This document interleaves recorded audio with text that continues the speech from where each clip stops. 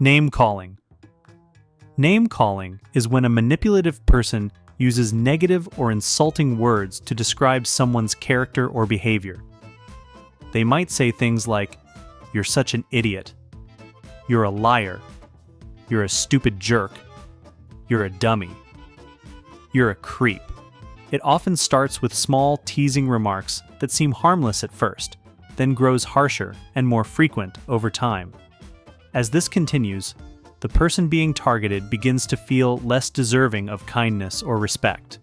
Eventually, they may believe they deserve these insults, lose their self-worth, and feel trapped and powerless, making it hard to speak up or leave the unhealthy situation.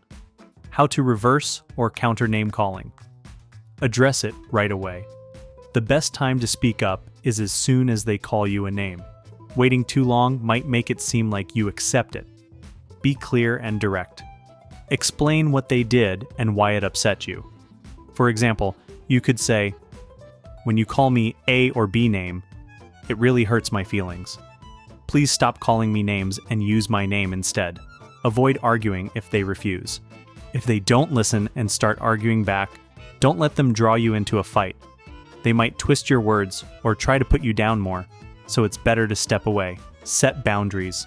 Think carefully about whether you want this person in your life at all if they continue to disrespect you. Sometimes stepping back is the healthiest choice.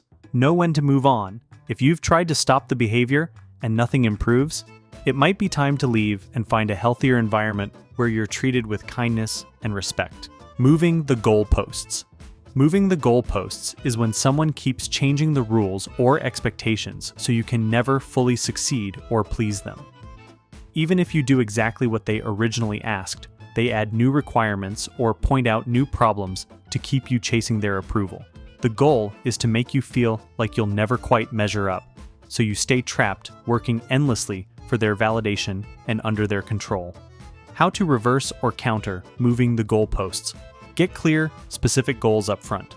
Before you agree to do anything, make sure the expectations are clearly stated, and if possible, put in writing. For example, so if I hit this sales target and train the new team member, I'll get the promotion. Is that correct? Stay focused on the original agreement. When they add new requirements later, politely remind them of what was already decided. For example, "That's not what we originally discussed. Let's stick to the goals we agreed on." Don't let them keep changing the rules. Point it out calmly and directly. You could say, "It seems like every time I do what you ask, the goals change." Let's make sure the expectations are clear and fair. Set boundaries. If they refuse to honor the original goals, let them know you need a stable plan going forward. For instance, "If we can't agree on stable goals, I'm not going to put in more effort without knowing what's expected." Document everything.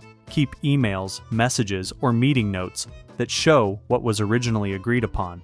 That way, if they shift the goals again, you can say, "Here are the emails we exchanged last week. Let's go over them so we're on the same page."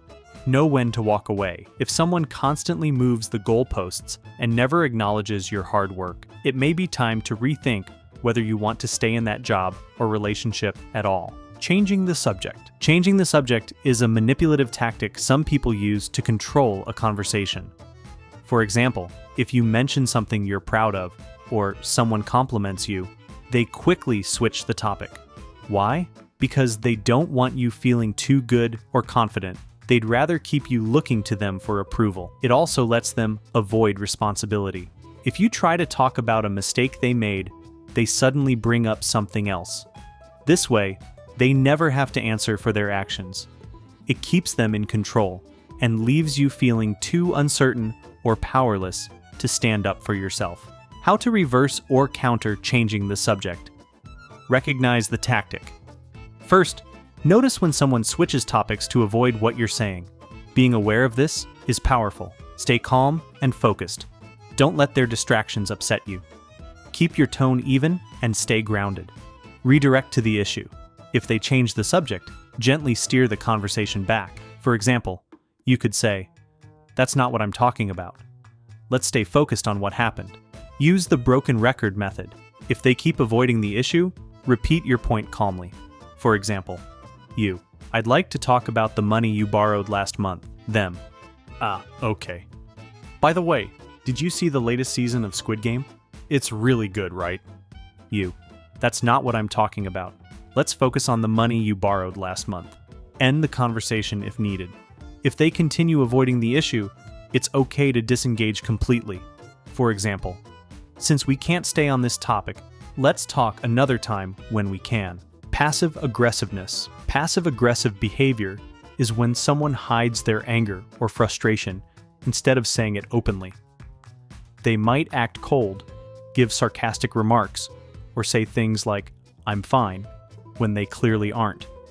You're left guessing what's wrong while they avoid direct conversation. This keeps them in control.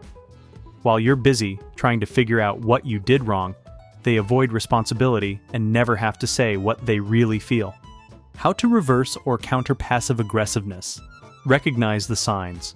Maybe they always say, "whatever," with a sigh, give the silent treatment, or smile while making a rude joke. Once you know the pattern, you'll see it more clearly. Don't take the bait. If they say, "wow, you finally decided to show up," instead of snapping back, stay calm and reply, "Yep, better late than never." Don't let it get under your skin. Speak directly and kindly. Use I statements. Say, "When you say you're fine but act upset, I feel confused and don't know how to help." It's honest without blaming. Try solving it together. Ask them, "It seems like something's bothering you. Want to talk about it?" This opens the door to honest conversation. Know your limits. If it keeps happening, say, "If this continues, I'll need to take a step back. I need honest communication in my relationships. Walk away if needed. If nothing changes, it's okay to distance yourself. You deserve to be around people who communicate with respect." Playing on insecurities. Playing on insecurities is when someone uses your emotional weak spots against you to get what they want. A manipulative person pays a close attention to what you're insecure about, things that make you feel not good enough, and then brings them up in subtle or hurtful ways to make you feel bad. They might say things like, "You're so selfish. No one else would put up with you. You always think you're better than everyone. You're way too emotional. You're acting just like your mom, dad." These comments hit hard because they target your personal doubts, maybe from childhood, past experiences, or things you already worry about. The goal is to make you feel guilty, ashamed, or unsure. So you'll back down, apologize, or try harder to earn their approval. How to reverse or counter playing on insecurities. Recognize the tactic. When someone brings up your insecurities during a disagreement or to shut you down, that's a red flag. Ask yourself, is this about me or them? They might be projecting their own issues. Don't assume their words are true. Step back and think. Set emotional boundaries. Example, calling me selfish doesn't help. Let's talk about the issue without attacking me. Don't over-defend yourself. You don't need to prove your worth. Calmly say, "I hear what you're saying, but I don't see it that way." Say no without guilt. You have the right to say no, even if they try to guilt you. "No, I'm not comfortable with that. I hope you'll understand." Watch their reaction. Do they respect your limits? Or get mean when you push back? Their reaction shows a lot. Know when to step away.